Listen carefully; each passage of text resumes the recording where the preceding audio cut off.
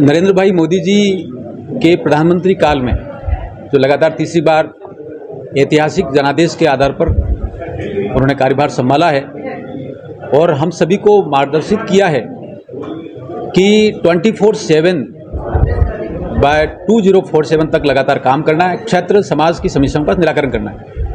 आपने देखा होगा कि विकसित भारत 2047 को लेकर लगातार काम हो रहे हैं और हमें गर्व है कि पिछले कुछ ही दिनों पहले भारत की अर्थव्यवस्था विश्व में चौथे स्थान पर आई है और तेजी से पहले स्थान की तरफ आगे बढ़ रही है। संकल्प से सिद्धि की जब बात करें तो जो भी एजेंडा, जो भी मैनिफेस्टो भाजपा ने लिया था उस सभी पर काम हुआ है। चाहे धारा 370 हो, चाहे रामलला का दिव्य भव्य मंदिर हो, वो सारे काम हुए। अब देखा होगा 80 करोड़ के करीब जनता को निःशुल्क अन्न देकर 25 करोड़ गरीबों को बीपीएल की उस लाइन से बाहर निकालकर और लगभग इसमें 80% जो सबसे ज़्यादा गरीब थे उनको बाहर निकालकर जो काम किए हैं, चाहे उज्ज्वला का हो, चाहे जनधन योजना का हो, चाहे धरती आबा उन्नत ग्राम अभियान को लेकर वो सारे काम किए। जनजातीय क्षेत्र में गौरव को लेकर, अस्मिता को लेकर बहुत काम किए। नायकों पर बात हुई है, आज़ादी के अमृत महोत्सव में बहुत काम हुए हैं। तो ऐसा लगता है कि जनजातीय क्षेत्र और जनजातीय क्षेत्र के सभी जन भाजपा के इस कार्यों से सकारात्मक रूप से ले रहे हैं, प्रभावित हैं। इसका एक सकारात्मक रुख और एक जनादेश विगत पंचायती राज के उपचुनाव में देखने को मिला।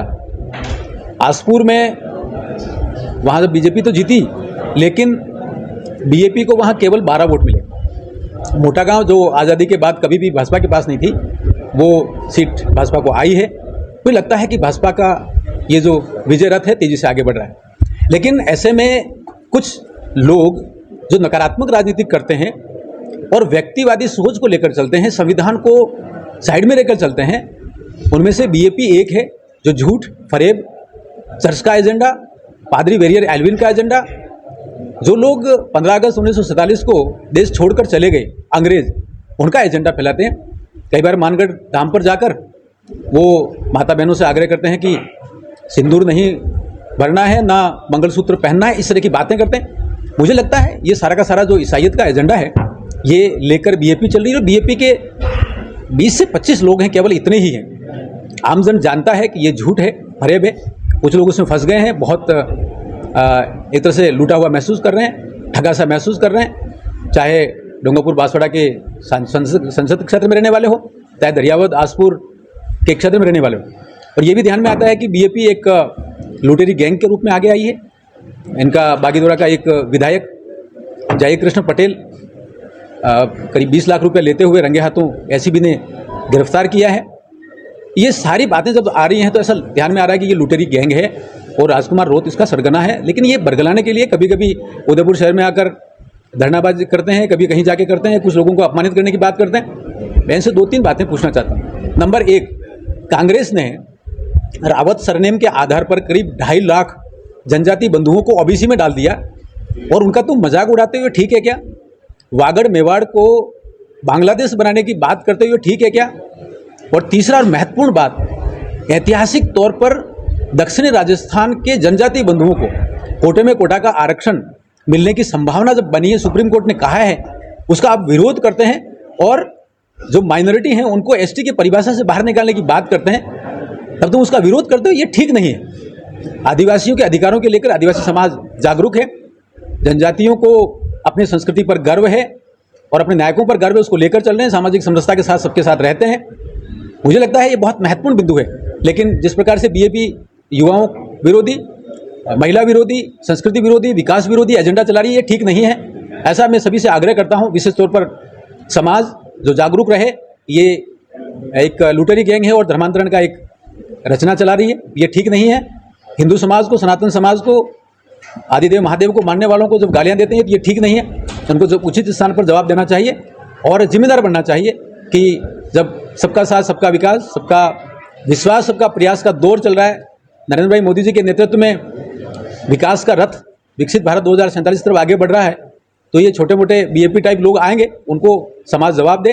और लोकतंत्र के चौथे स्तंभ पत्रकारिता के माध्यम से मैं आप सभी से आग्रह करूंगा, आप सभी सावधान रहें, सचेत रहें और जिस प्रकार से जनविकास के लिए डबल इंजन सरकार काम करी उनको सकारात्मक ढंग से लें और सभी को बताएं। संकल्प से सिद्धि कार्यक्रम के माध्यम से, अभियान के माध्यम से आपके पास बहुत सारी सूचना आई है, वो सभी में शेयर करें। आप सभी को नमस्कार, जय हिंद। राजकुमार वो तो उनकी टीम का जो एजेंडा जैसा आदिवासी हिंदू नहीं, उन्होंने तो हर जगह फैला दिया, आप कैसे उसको वापस से लोगों को समझाने में सफल होंगे? देखिए, हम समाज को सत्य रख रहे हैं, वो भ्रम फैला रहे हैं, बरगला रहे हैं, ये बात ठीक है, सोशल मीडिया के माध्यम से कर रहे हैं। ये सारी उनकी रचना जो है ये चर्च प्रेरित है और रेडिकल इस्लाम के तत्वों को लेकर है।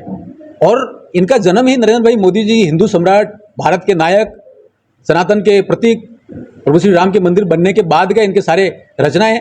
तो ये प्रतिक्रियात्मक तत्व हैं, बहुत जल्दी खत्म होंगे। और जब हम सत्य रखते हैं तो ये गाली गलौज करते हैं, अपमानित करने की बात करते हैं, लेकिन समाज जान चुका है कि ये इनका एजेंडा जो है पूरी तरह से नकारात्मक है और खोखला है। समाज का जो अस्मिता के प्रतीक हैं, पूजा पाठ है और नाम है, दैनिक जीवन है, वो पूरी तरह से आदिदेव महादेव की जो व्यवस्था है उसको प्रेरित है। गौरी इसका सबसे बड़ा माध्यम है, सबसे बड़ा है, जिसमें आदिदेव महादेव को केंद्र में रखकर, आदिशक्ति महाकाली को केंद्र में रखकर जनजाति समाज रमता है, वो सभी जानते हैं। थोड़ा आगे चले जाएं तो आपने भगोरिया पर्व देखा होगा, वो भी सारा है। और जनजाति समाज के आराध्य जो है प्रभु श्री आदिदेव हैं, तो ये सभी जानते हैं। लेकिन ये भ्रम का एजेंडा लेकर आए, मुझे लगता है ये बहुत कपूर की तरह उठ जाएगा। युवाओं का तो पूरा ब्रेन वॉश हो चुका है। ऐसा नहीं है, मैं आपको कह रहा हूं कि बनकोड़ा का जब उपचुनाव हुआ तो बीजेपी को केवल 12 वोट मिले और मोटा गांव ऐतिहासिक तौर पर बीजेपी जीती है।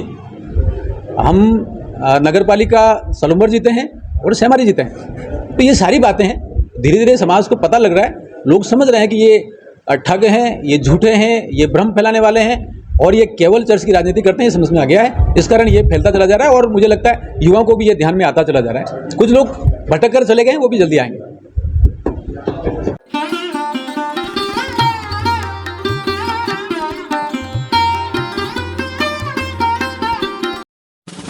आप देख रहे हैं राष्ट्र न्यूज चैनल।